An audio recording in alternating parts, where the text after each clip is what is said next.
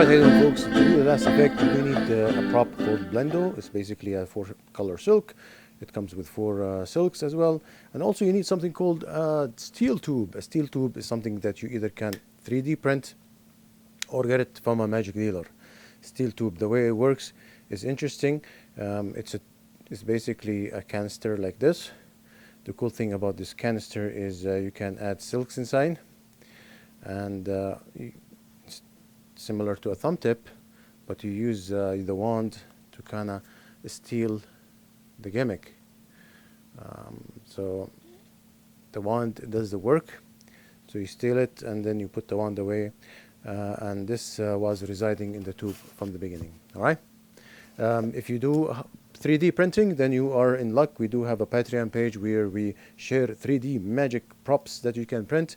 Please support us and subscribe, and become a Patreon. And we thank you very much, and we'll see you next time.